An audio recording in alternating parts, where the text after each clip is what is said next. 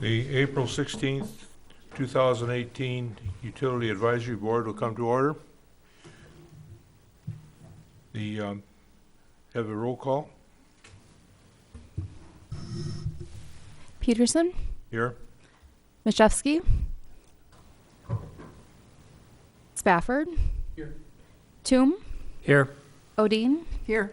Richter, Here. Swanson. Here. In our packet, we have the minutes of the March 19th, 2018 Utility Advisory Board. Are there any changes, corrections, or additions to those minutes? Hearing none, is there a motion to approve? I move approval of the March 19th minutes. All in favor signify by saying aye. Aye. Aye. Opposed? Motion carried. With the public comments, is there anyone in the audience that wishes to address the board at this time? Seeing none, we'll go on to the consent agenda.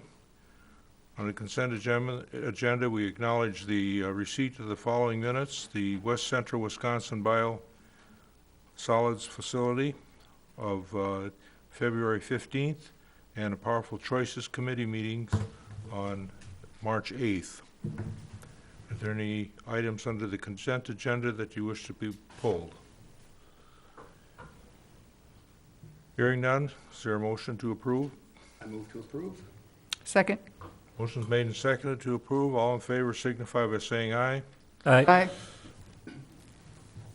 Motion carried.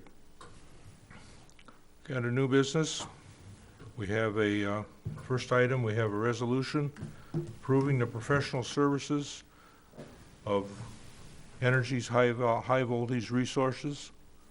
It's found on page 9 on your agenda. Dwayne, I have a little presentation for you tonight on that and explanation, if you wouldn't mind. And Wayne Seiberling and I are here, and we'll kind of get you up to speed on what's going on there if you want to just take a minute. Okay.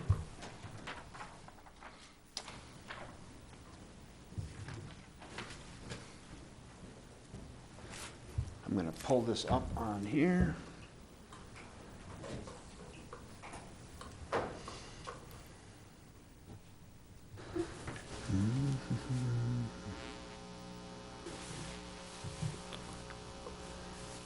So in your packet tonight, I do have a memo and resolution. Boy, it didn't take long at all, right? The city council deliberates for 18 months on what's going to happen with Junction Falls and Powell Falls, and about, I don't know, a couple of weeks after that resolution was passed, we had a kind of, I would call it a fairly minor incident at Junction Falls, but we want to go over that with you today and let you know what happened, and then what our resolution is to get Junction Falls. This is the upper dam up and running again. Wayne's here to back me up with some details, but so again, so we have two hydro facilities, Junction Falls and Powell Falls, Junction being the upper hydro, and that's what we're going to talk about tonight. We had a little, I guess, fire there. Oh, this TV is not on. John, is this TV not on for some reason? Yeah, I was going to ask if we could get the Okay, yeah, I central didn't. TV. I'm sorry. Now that I just glanced up there, Thank you. John is coming out. Thank you.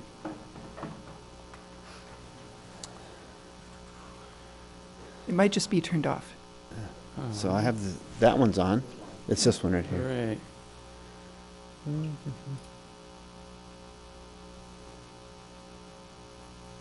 Wait for it. Wait for it, and we there go. we go. Ding. This is why we have him. So John, is to let you know, he has gone from part-time to full-time, and this is why. He's good, anyway. Thank you, Kevin. Yes, thank you, John. I appreciate that. So this is a picture of Junction Falls. We have two hydros, an upper and a lower. This is the upper one. This is the big producer. This produces about 70% of all of our electricity. That doesn't look good, does it? So this is a CT, in a current transformer. In your packet, I kind of described what a current transformer is. And to make a long story short, a current transformer transforms higher voltages into lower voltages so they can be read by our meters. Our CTs for Junction Falls are late 1950s vintage, and the middle one, phase B, burned up. And we weren't sure exactly how much damage was done, but Brian Hatch, our our hydro operator came in on a Friday morning in late March and smelled smoke and noticed this and took notes. Wayne, do you want to add anything to that event that day right now before we continue on? Am I hitting it so far? You're hitting it so far. Okay. There's also a relay panel. In your packet, I kind of put a pretty simple schematic drawing that showed you the generator. We have then the switches, relays, switch, and then breaker, and then the CT. So you'll see that in your packet, kind of a schematic, how things come out of the hydro relay panel. This didn't trip as it should have. So when we had the failure, this should have tripped out, but it didn't trip out. And then Brian did it manually when he got out there that morning. So what do we have here, Wayne? This is the mechanical breaker. This is the 4 kV mechanical breaker that should have operated with that picture you seen earlier that didn't. Behind the cabinet door. Correct. So here's some spare breakers we have in the control room, and Brian keeps these on stock or found them, and talked to us about those. Yeah, this is hopefully a potential, if we do find something wrong with this spare breaker, we can potentially rob parts out of this to fix what's going on with the original breaker. You can see we found a spare CT in the control room, and you can see right there we cleaned up this mess. Brian did that, kind of pieced it together. You know, I guess the analogy went to the old heat pile and pieced out a part, and it probably would run right now and run fine. So this is kind of where we get to the point where my memo and resolution asking for money to hire Energist comes in. But here's our control panel of the hydros as well. I'm going to get to that in just a second. This rheostat also burned up in that little incident as well, and we also replaced that with a spare part. So you can see Brian Hatch has been busy finding spare parts, replacing parts, bringing things back to what visually looks like everything should be okay. But therein lies the issue. So now it's teed up to say, we had an incident, we recognized the incident, Brian found spare parts, everything looks good, visually we're good.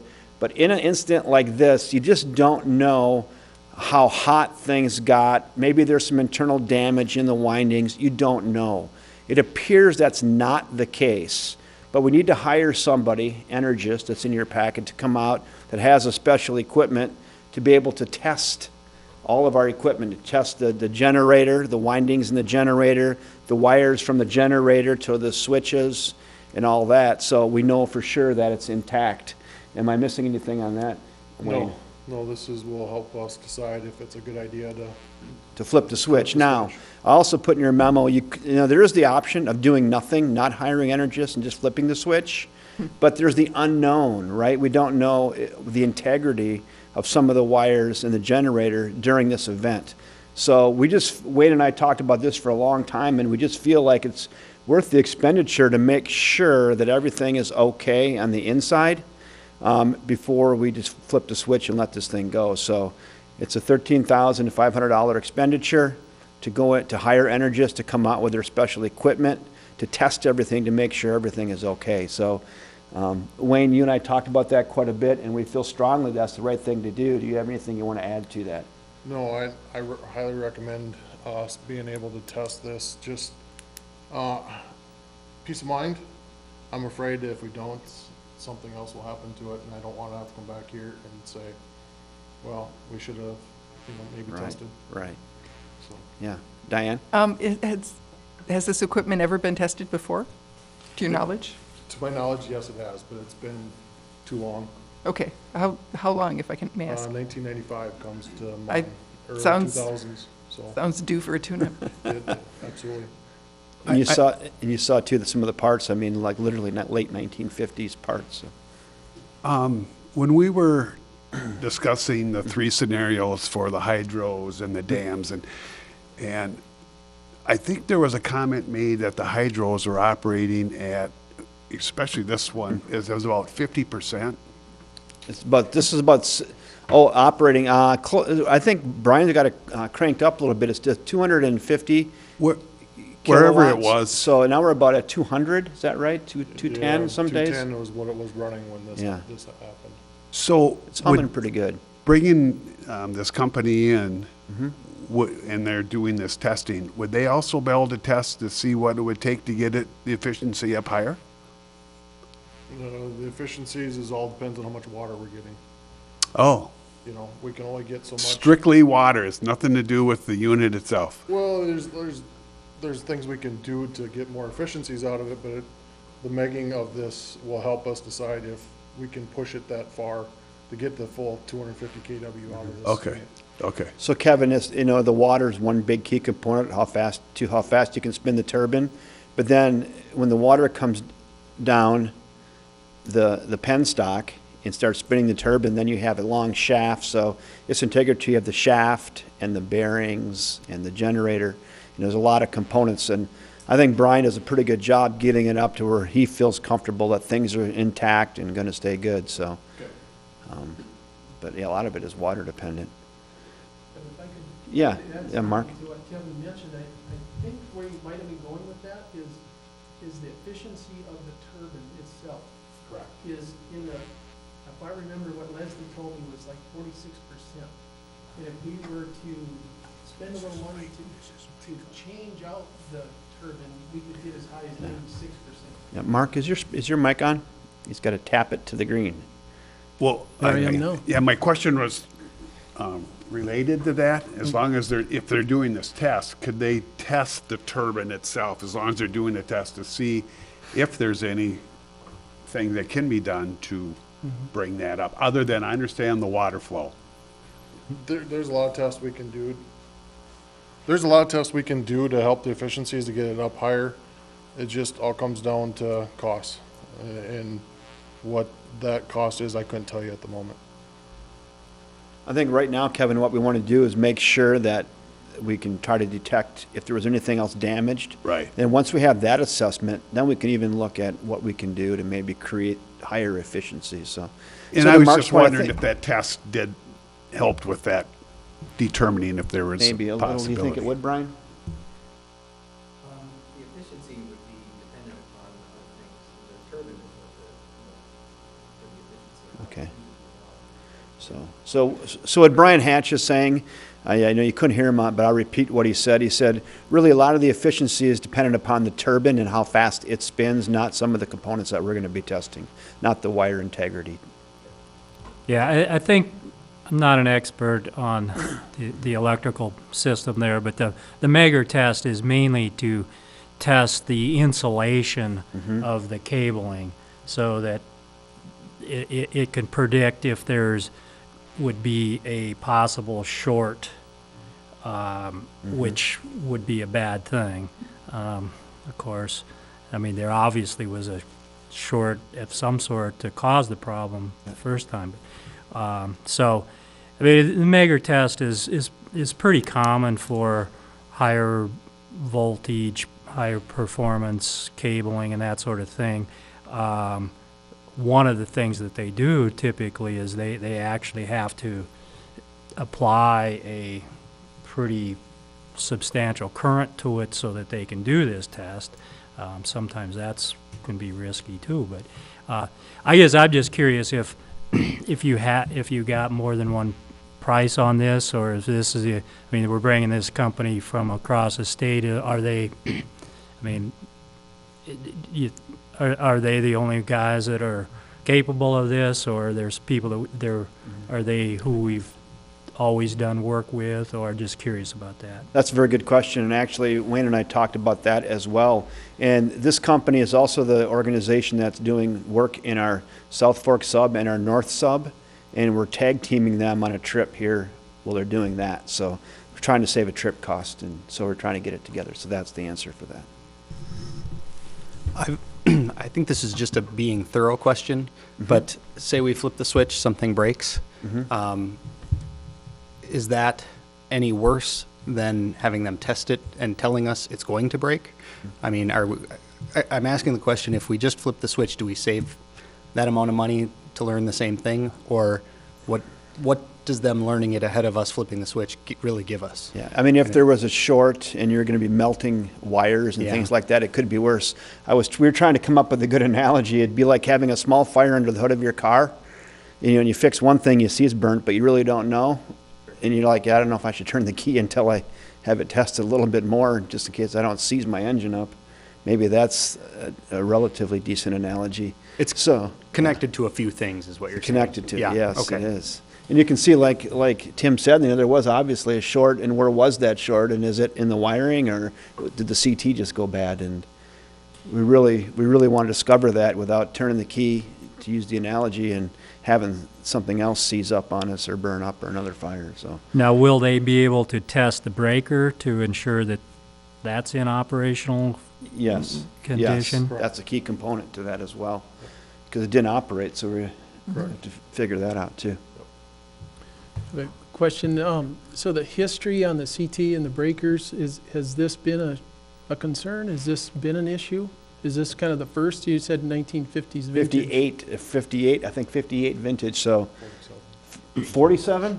Oh geez, I'm 10 years too new, it's 47, I didn't even, So is So- that, will all the CTs and all the breakers be tested then? Or is it just the one that was fixed? Right now, we're set to have just Junction Falls tested and see where the CTs, the breaker, relay all sits. I do have another proposal that came in late Friday that will have an option to do Powell Falls as well if we have money, because we're required to take certain amounts to you guys at the UAB, and then the next step is council. We're just trying to figure out a guide on what we can and can't do before we hit the next threshold of the allotted amount. yeah, so Mark's new, so I just want to let you know, so the council, about 2 years ago, said that any expenditure over $5,000 would have to come to the UAB and then council. They kind of eased that up a little bit in the end of February, where any expenditure over $5,000 has to come to the Utility Advisory Board, and then it has to go above $15,000 to go to council. So this is purely your folks' decision tonight. Is there a time sensitivity at all to this? Other than water's going to start really flowing, and we're going to miss the opportunity to create electrons. I thought so. That's it. Any other discussion? We have a resolution in the packet. It's Resolution 2018 XX. What is the follow-up number? I didn't see a number. It's given a number once we approve it. Okay. Okay. I'd like to make a motion to approve the resolution for the Energis services. Second. Okay, motion's made and seconded to approve the resolution as submitted. Any discussion? All in favor signify by saying aye. Aye. Opposed, same sign. Hearing none, motion carried.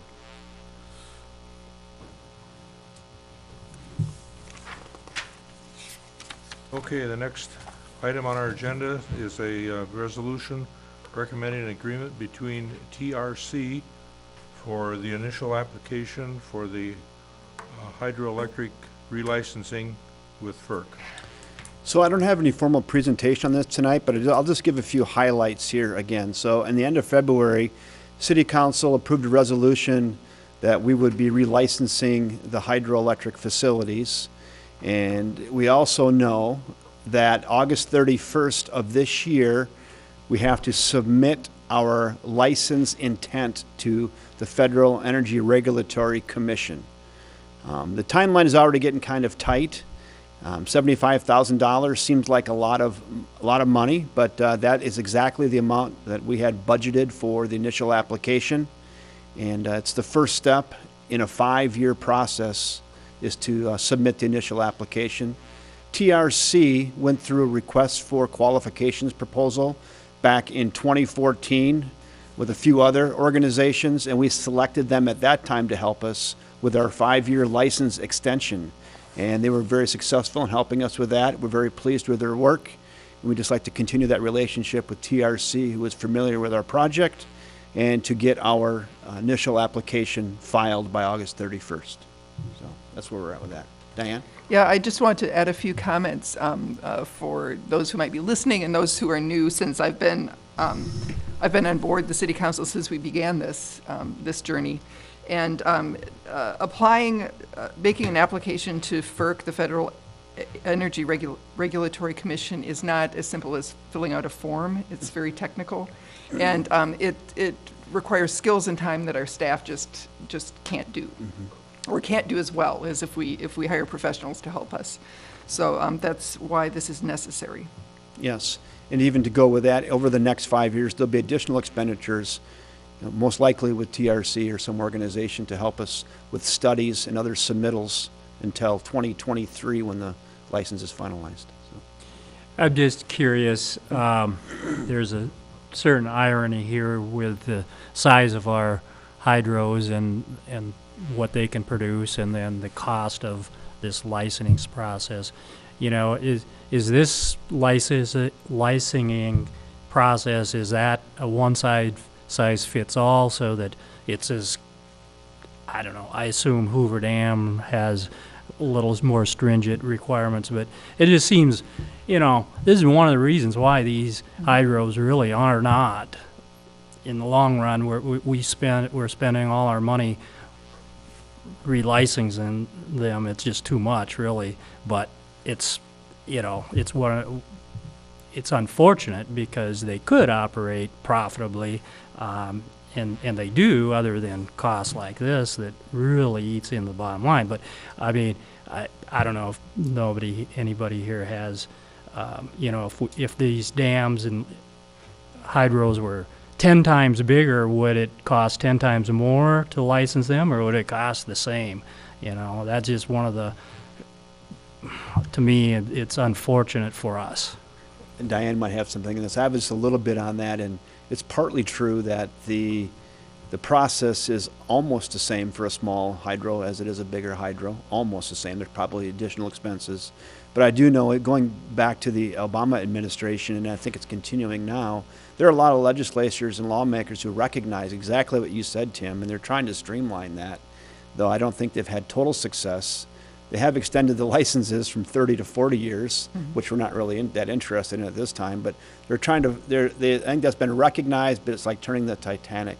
So, Diane, do you have anything to add to that? I would just say that if I recall correctly from the numbers that were in front of City Council, it would cost more to decommission, to surrender the license, than it would to renew it. Which is another irony. Right, also. which is an irony, but it's a corner we're backed into. So, and with that, Diane, so I was just chatting with Scott Simpson today about that, and we're going to chat with TRC tomorrow. You know, because the council did identify that Powell Falls will likely decommission by 2026, I believe.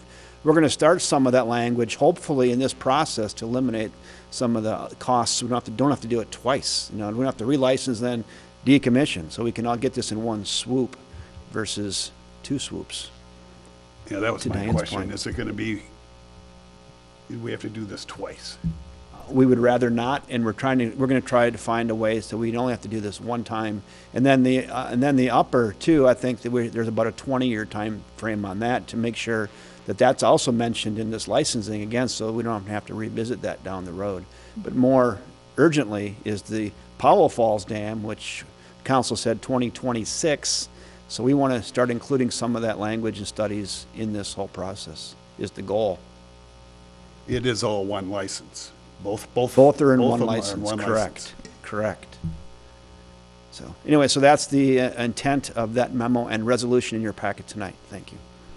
Any further discussion on the TRC resolution? I just like to make the point that this is, I mean, once the motion was made to decommission the one and license the upper, that this is expected. I mean, this fits in with all the numbers we've seen, and there's nothing out of the ordinary here, so. Any Just, other discussion? Go ahead. Yeah, thanks. Just a point of clarification, Kevin. As I read through the memorandum, I noticed that IRC probably still has the same complement of people that you guys were encouraged to see the first time. Yes. Because this was 2014. Yep, Leslie Brodkowski will be the project manager, and she is very familiar with our project. Okay, Yes, we're very happy with the team that they've assembled. right. Okay, thanks. Okay. I'll move resolution recommending the agreement with TRC for the initial application for the hydroelectric relicensing. Is there a second to the motion? Motion made and seconded.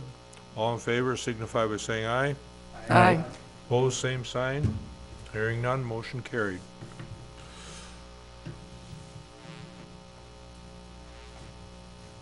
Okay, item 4 is a resolution recommending an ordinance change to require backwater valves in the sewage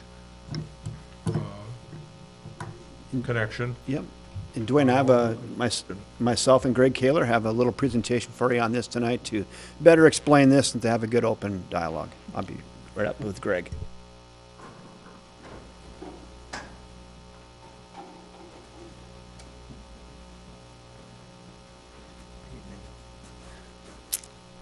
I'm going to pull this up here. Let me see. I think I'll just pull this up, this memo that has these pictures. I think I'll leave it right there. So this has arisen about, I'd say, 1, 2, or 3 times a year. Our utility and an unfortunate resident of our community and sewer customer has a bad situation where they get a sewer backup in their basement. And it doesn't happen quite enough that it always stays at the top of concern, but it happens just enough that every time it happens, this is a very painful event for somebody when it happens. It could be, you'll see here on the picture, from your house to the main line is what the customer owns, and then there's the main sewer line that's out in the street between manholes. Greg Kaler and Ron Groth, our water wastewater superintendent, are very active in making sure those main lines are clean, televised, and we maintain them to and above standards. Though, with that said, stuff happens.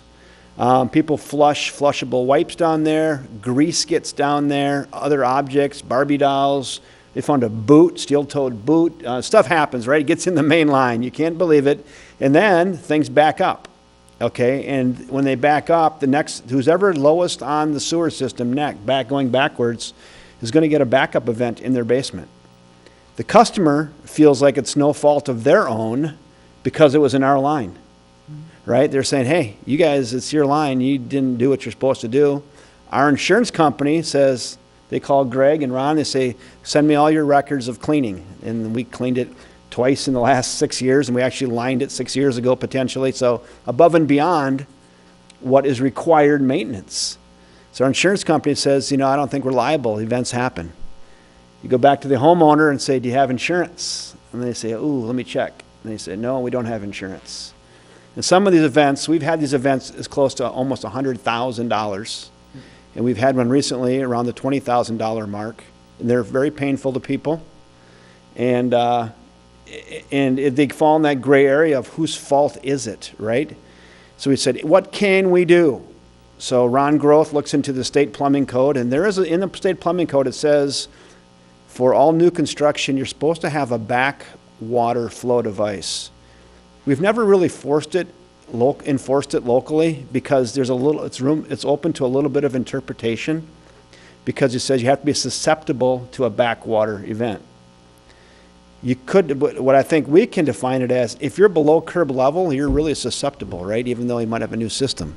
So what can we do? So we came up with this idea, and this is kind of, this is a pretty high level step to require all new construction to install a backwater valve at every new house. There's some resistance because there's cost involved in that. I put it in your memo between $200 and $500 to install one of these, so that adds to the cost of a home. But not next year, but 20 years from now, when 1,000 of these are installed, someone's going to say, hey, thanks. Who were those guys back in 2018 who had them do this? Because you can't see this coming until events happen. It's a little bit proactive. Someone could say it's not necessary. We think it's an opportunity to potentially solve problems moving forward. Greg, you're here to explain what a backwater valve is. Yeah. What we would have them do is inside their home, on the inside of the wall, when the house is being built, when they're putting the basement in, there would be a box in the basement this would just actually hook up into their line as part of their sewer line that's going out of the house, and all it is just a check valve. It's just a one-way valve. That'll fall out of there if it's tipped. So, but it's just a check valve. It's just a swinging door check valve that, when put in there, it'll allow the water to flow one way, the sewage, and not the other way. It's 100% of the the size of the of the pipe, it has to be legal. But, so that would more or less stop any backflow into the house if there's a backwater situation, so. There would be, in the basement, there would be, I guess what you would call it, a box that it would be in. You'd have to check it now and then. There might be a little bit of maintenance. That's why this top is open, to check it, to make sure that it's working properly for you, and that's about it with it. If there's a home that has had issues before a number of times, we could ask them, and the insurance would also like to see them put one in to their home, which people have already. So they want to make sure, and it's darn good insurance for that. Retrofits are not easy, so you have to, saw basement concrete, dig down, find the sewer line. So for an existing home, it's a little more difficult. And in your memo, I put between $1,000 and $2,000 for that. So that's something we're not going to require unless a home has had a backup. I think we're going to say, hey, you might want to consider one of these, because that last backup just cost you $20,000. You might want to consider the $1,000 investment to potentially help you. So, again, so you might say, what else could be done besides requiring this? One thing I am going to do, because I just don't think people know, I threw out some stuff about, well, we talked about backwater valves and who owns what and insurance. I don't think the average person, including myself, thinks about, well, I do because I work as a utility director, but I don't think about this stuff that much, right? How many people know if their insurance covers a backup? I know for a fact you have to get a special rider on your insurance policy. I don't think a lot of people know that. So as utility director, one thing I am going to do, whether we pass this tonight or not, is more education with the public. People need to understand what could happen if you get a backup event in your house. A, do you have insurance? Are there things you can do like this to help prevent backups? Who owns what? What shouldn't you be flushing down the toilet? When it says flushable wipes on there, no, do not flush those down because they do cause backups. So there's a lot of education I can do from my end. It's pretty hard to get that stuff across, but I literally am talking about an 18-month campaign to try to tell people about this situation, because I can tell you, if you spin the lottery wheel and it comes up in your house, it's not good. It's just expensive, it's traumatic, and it's not good. And there's not always an easy way to point a finger either. So this is one thing. I'm just testing the waters with you folks to see if you have the appetite for something like this or not. I think down the road, it could help, but it's going to be, this is a policymaker decision here. I think it's one option. And again, the marketing campaign, the messaging campaign, that will be done. But are there other things you would like to do? I'm offering this to you to see if you think it's something that's important. Any questions? You said the state building code technically requires? Yes, and the reason you can get around it, so Ron and I talked about this and said, well, why aren't we enforcing it? Because if you read it, I suppose there's some mild subjectivity to what is considered susceptible to backflow. And some will say, well, I'm not susceptible, I never had one. And as the wastewater superintendent, and as Greg knows, if your sewer is below curb line, you're probably technically susceptible. Right. So that's the gray area where people get around. Well, I don't know almost any building that has a basement, the drain pipe's going to be below Correct. the curb line. I mean, the curb line's not where the sewer line is at in the street. That's not the elevation of the main drain line. I mean, your diagrams is real good. I mean, it shows how that upstream manhole, if you were above that, then the sewage would start going out of that first before it come out. Right. So I mean, this could be measured on if everybody knows the elevations. Mm-hmm. You could determine whether you're susceptible or not. Right. Now, So whether it's worth going to that length Mm-hmm. or building a new house to buy a $200 or $300 valve and put it in, which is really fairly minimal cost in the long run. But it just, I think a savvy contractor or homeowner should be able to say, well, I'm above this manhole out here in the street, and we're not susceptible. Right. So Tim's comments are the answer to Dwayne's question, is the subjectivity of really who is susceptible. Right. Now, the reason why they went by the curb line is because sometimes there's not sidewalks. A lot of places, some of the towns that have enacted this, they have the sidewalks where anything, where their basement is below the sidewalk, but you don't always necessarily know just how deep the sewer lines are either, because they're all gravity flow, so you're guessing at that. We have a pretty good idea by looking in our manholes, we can tell. But when you just say to go by the curb line as compared to your basement, the level of your basement, that's just a general measurement that we would have to put in place. You wouldn't, I mean, if somebody were to contend that, you could do a measurement on it, like you said, Tim, and you could figure that out in a big hurry. People like, say, up on Oak Knoll or something, where their houses are way up there and the street's way down, well, obviously, that wouldn't be an issue for them. Or if they didn't have a basement, you know, you could look at all of that stuff, so. Yeah, I'm trying to be more proactive than reactive, because when I started talking here about this subject, you know, like I say, we don't get quite enough to be proactive, though I probably should be. I always feel like I'm being reactive, because we get one, and then 10 months pass, and you kind of forget about it and think everything's okay, and then you get another one. And 1 or 2 a year, and with 6,000 customers isn't that much, but when they happen, boy, it's a big darn deal. And these people, they go through a lot of pain, and it's traumatic. So, you know, this is one piece of getting the issue resolved, I think, potentially. And whether or not you have the appetite for it, and if you want me just to go on the marketing campaign and let people know, people do need to understand that they need to call their insurance company. If you're listening tonight, call your insurance company and see if you have a sewer rider on there. I just would agree with Tim that I think this is a minimal cost for a new home.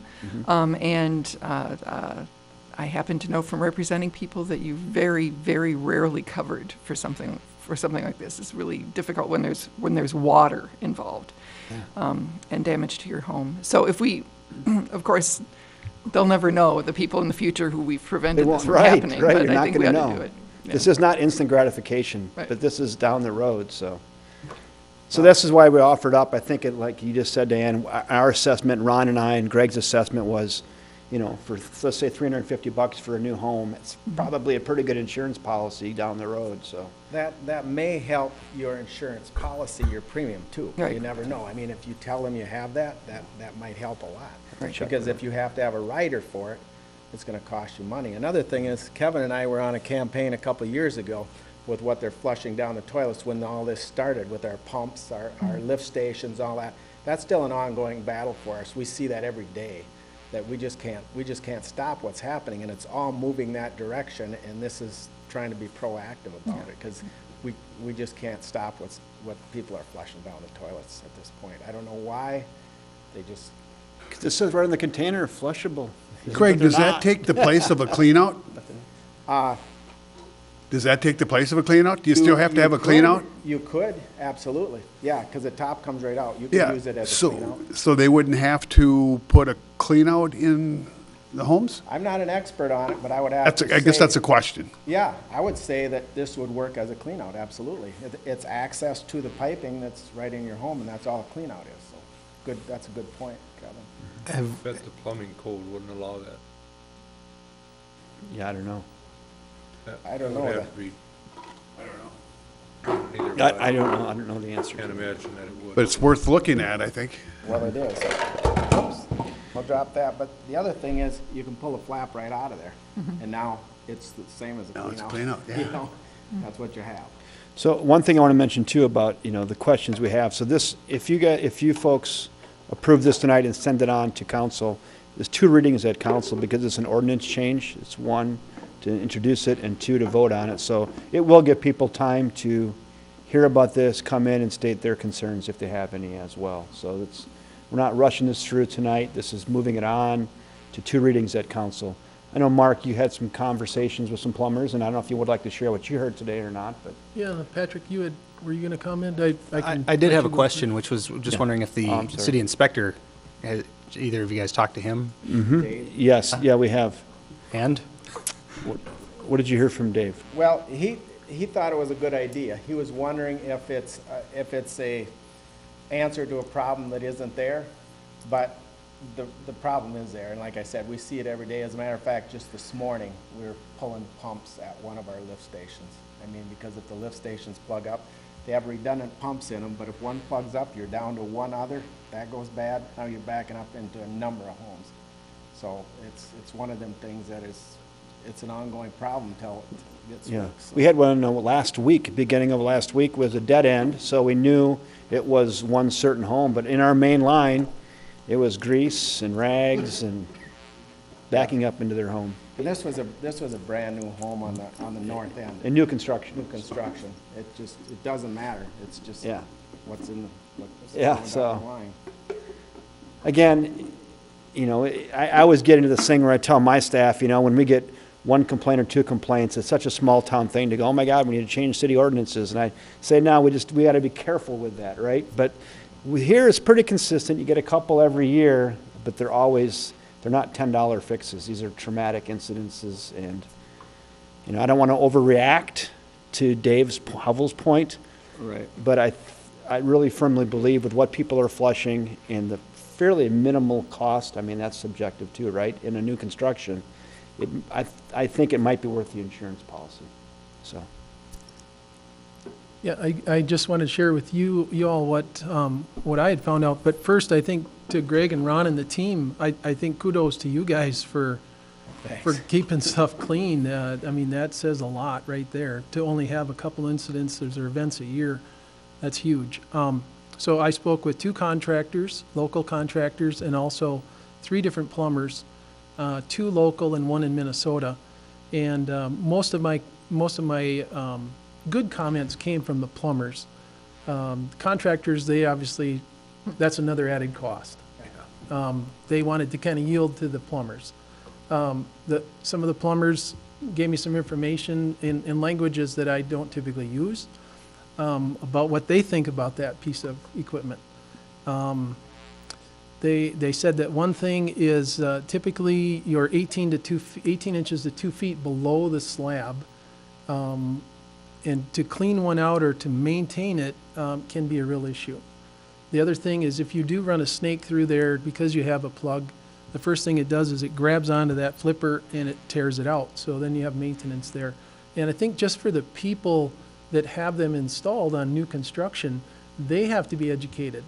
That they have to, just like you said, they have to know that they're going to go in there and look at this every other year or something. If they have a tendency to flush junk down the drain, it could also hang up on that flapper.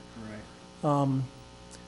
I'm going to yield to the city on what they think, because I'm certainly not an expert in plumbing, but I'm sensing a reaction.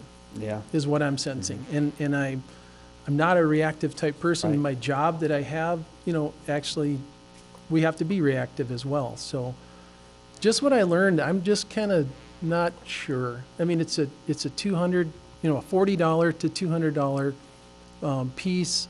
To retrofit it, though, I think could be extremely expensive. Yeah, it depending is. on the vintage of the home and locating the sewer and digging down and trying to get it in alignment. So That it would be. We did is one this- last year, or maybe a year and a half ago. I think it was $1,200 to retrofit. So, no, they're very difficult. And I don't see many retrofits, to be honest with you, but to be able to help somebody with that, Yeah. encourage that. I appreciate talking with you. I No. called Kevin this afternoon and just kind of Your homework is outstanding, your comments are spot on. And like I said, I don't know if I don't want to be reactive, right? Right. And I keep kind of postponing it.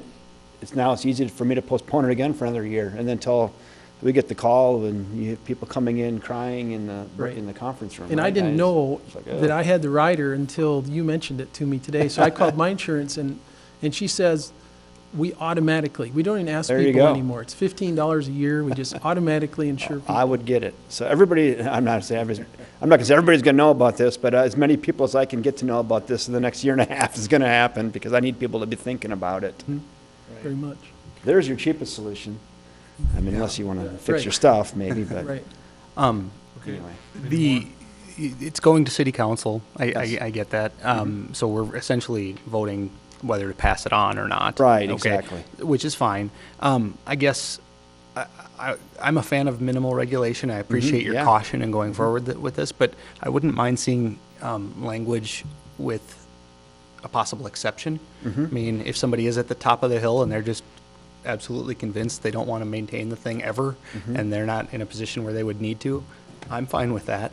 My concern is less about the $200 up front as the maintenance every couple of years. That we have enough to maintain. You know, I'd prefer not to myself. So I get it. Although I know people who have gone through this. It is traumatic. Yeah. That's the right word. So I'm with you. So, but I'm a fan of exceptions.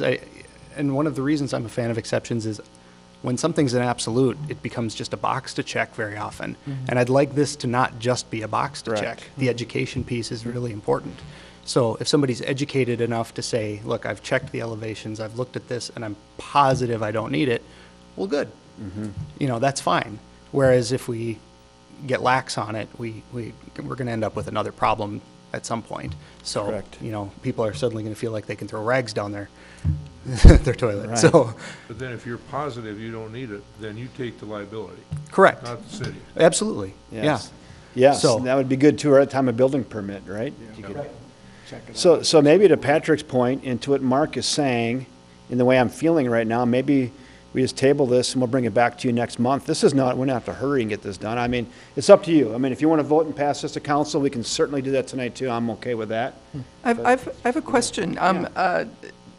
Is this something that other municipalities have required or might have some experience with? Yes, and Ron's not here tonight. He was in California visiting his son, but I didn't bring the memo, but he listed about 11 cities in Wisconsin who are already doing this. Would it be possible to maybe get a little more information from Yes, them as to yes. what the maintenance hassle level is? Sure. Okay. Sure, yep. Ron has done some studying on that, and he literally, early last Friday, and I just forgot to bring it with me, he had a whole list of cities that were doing this and some feedback, and, Well, There were some of the bigger metro areas. I mean, Madison, De Pere was a couple that I remember seeing. Okay. So, but, you know, just to hear the conversation and the way I'm feeling right now, it might be good to do a little more homework on this, bring it back to you with some options, check out the elevation situation, find out who else is doing it, but at least you're thinking about it now. Okay. Is that okay? Sure. So you can make a motion I will to move to table it? table this resolution. Motion is made and seconded to table the resolution on backwater valves. All in favor signify by saying aye. Aye. Opposed? Motion carried. thank you. Thank you. Thank you. Thank you. Okay, we go on to the reports. We got well number 5 report. Hey, Greg, long as we're here. Well, number 5 report, I already have it up. Diane has already heard this, and but some of you are aware that about 15 months ago at well number 5, we replaced a pump. Well number 5, first of all, if you don't recognize this, is out on West Division Street. So if you were to go out here on Division and go west, right before you get to DeSanctis Park, on your right is this building here. This is our well number 5. And about 15 months ago, we replaced a pump out there, and everything seemed to go well. About 3 months after replacement, we did our raw water test. That is a test of the water before the pump, before it gets into our system, and it came back positive for some coliform bacteria. First, with saying that, I want to make sure everybody is aware, and all of our viewers are aware, that at no time did we have any coliform bacteria in our drinking water system. We do interject chlorine when we get it up to the top, and that kills all the bacteria. So we never had that situation in our drinking water. It was just in the raw water. So, little timeline here, and Greg, you might just want to go over that real briefly. It was started again about 15 months ago, and go ahead. Right, well, about 15 months ago, we rebuilt the well. It was making a little bit of noise, so we pulled the well to rebuild it, and everything went just fine. It was standard. We do that in a certain time frame anyway. And we put it back together, and when we were doing the samples, we ran into coliform bacteria. And this was a while after the well was rebuilt. And I can't remember just exactly how many, we kind of fought with it for a while, and when we realized that it was gonna stay there and in the well, we shut it down. Let's fast forward to November. So it was about November. We had some bad tests, some good tests, some bad tests again, and November came, last November, and we shut the well down, and we just, Ron and I and Greg took some more steps to try to figure out what was going on with that well. Yeah. Let's just fast forward to, I don't know, 2 months ago when we hired a municipal well and pump, and after a bunch of tests and trying to get it right, we just couldn't get it right. We hired them to do a full scrub on the inside of the shaft. They pulled the pump, scrubbed it out, scrubbed everything, some high, what do you, Yeah, what kind of thing do they use, kind of formula? Well, it was like heavy chlorine is what they put in it, but they scrubbed the pipe with a giant wire brush. It looked like just it was what they put down the well, and they had to pull the whole well again to do that in order to get down there and to scrub the casing on the sides and rechlorinate. With hypochlorite is what they put in it. Hypochlorite, there we go, that's right. And so that's, and it seemed to work a couple of times. Right after we had them put it back online, we got a couple of positive samples. The first one, so we do this, we tested, we flushed about 400,000 gallons, thinking that was a good enough flush. Yep. We tested it, it came back positive again, and we went, oh no, what's going on? And municipal well and pump said, don't panic, everything's fine, this happens all the time, flush it again. There's some residuals in there, so we flushed it again. And then we tested, and it was fine. And we did 5 tests since, weekly tests, and to this day, everything is good. And we're still testing it more than regular.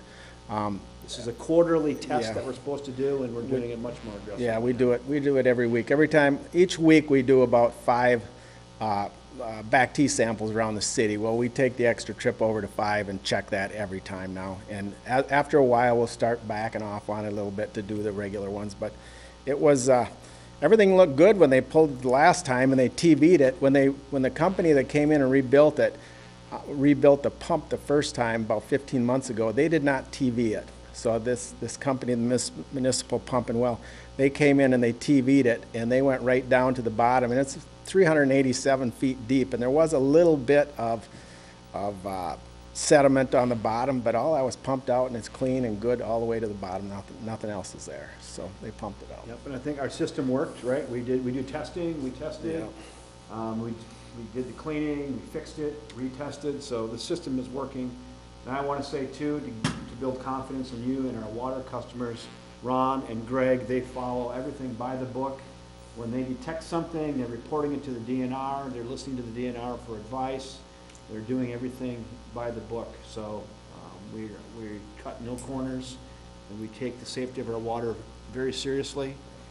And again, the system worked, and now it's back up and online and operating well. We're very fortunate here for the water that we do have that's coming right out of the aquifers. We have screens on the bottom of our wells, and that's all we have for a filtration system. What comes out of the ground is what is coming through your faucet. We're very fortunate here. We're lucky with the water we have, and we're going to keep it that way. So. Any questions about that at all? Hearing none, I thought I'd give an update. I know that word on the street sometime, and people want to know, so thanks for listening. All right. Can I go now? Okay, next item on our agenda is the finance report. Sue Langer, City Treasurer, is here. Sue, Hi. welcome. Sue, you've been here, what, 6 years, 6 months?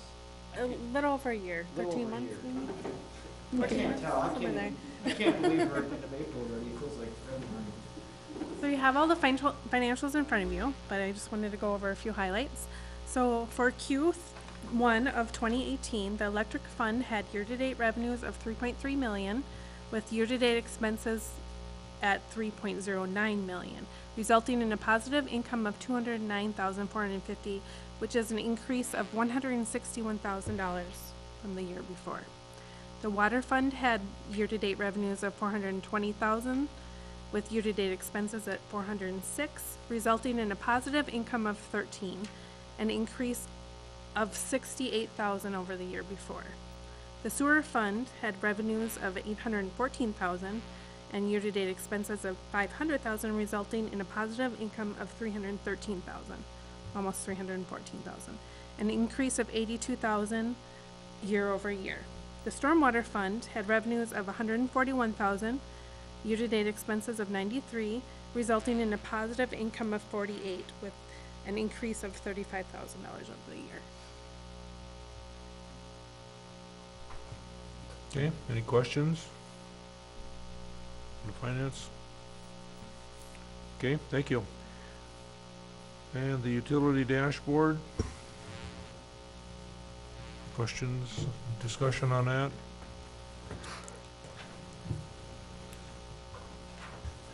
Hearing none, we go on to the monthly utility report.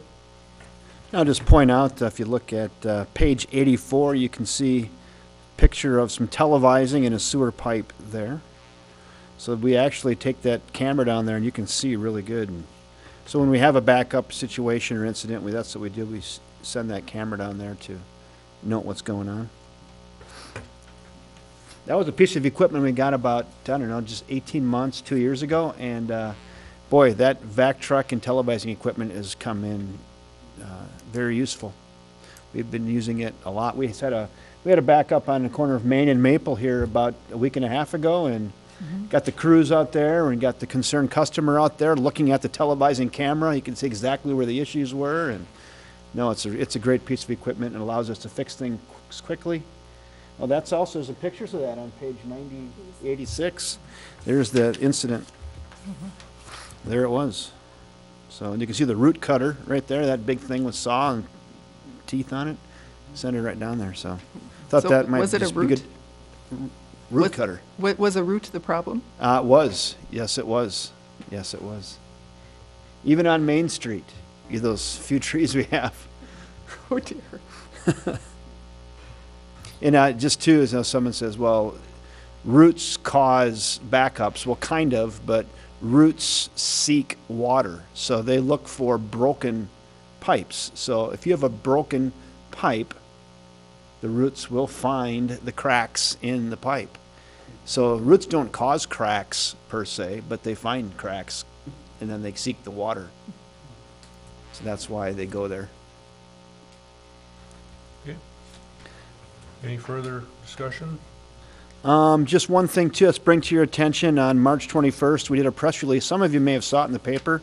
And I only bring it up because a lot of times there's a press release is titled "Customers Benefit from New Corporate Tax Rates." It's so easy to we talk about we talk about rate increases, and we don't very seldom get a chance to talk about rate decreases. And if I didn't tell you, you would never know, right?